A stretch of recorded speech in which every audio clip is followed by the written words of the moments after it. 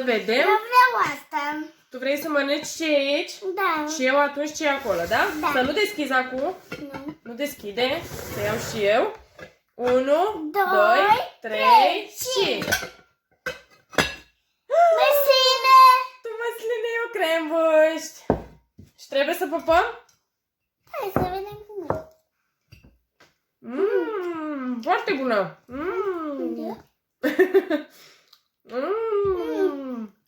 Foarte bun. Foarte bun. Să treci. Acum runda a doua. Să vedem. Eu aleg pe aceasta. Tu pe asta? Și eu pe asta. Ia să vedem ce e aici. 1, 2, 3 și... Măr! Marșordei! Trebuia să gustăm. Gustul de la mine? Foarte bun! Like! Like sau dislike? Like. Like! Să trecem. Runda a Doua. treia. Care? Asta. Asta tu? Stai, nu deschide. Și asta eu. 1, 2, 3 și... Eu cașcaval. Tu cașcaval și eu Prăjitură. prăjitură. Trebuia să gustăm.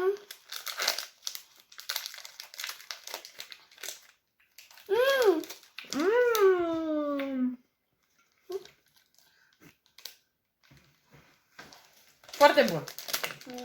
Bun? Like sau dislike? Like. Runda a patra. Care? Aia tu? Da. Și asta eu. Roșii. Acum să vedem mine. Turtă. Langoș.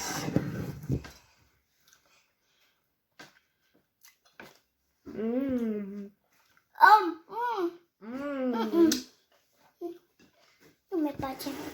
Eu dau like. Tu ce dai? Dislike. Roșia e bună.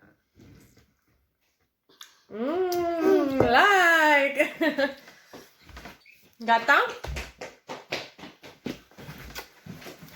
Care o alegi? Eu ți-a zice aia altă. Care? Aia altă.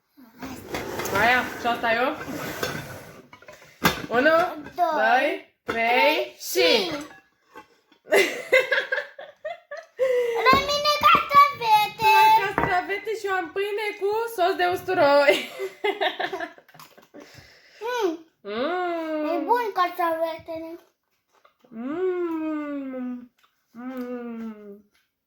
Ce?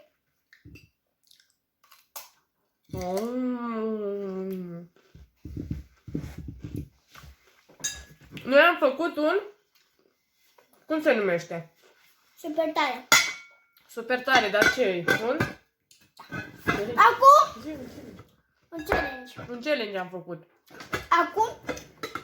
Trebuie să guști și de aici de la mine. Da, nu. Nu, trebuie să guști, să dai like sau dislike.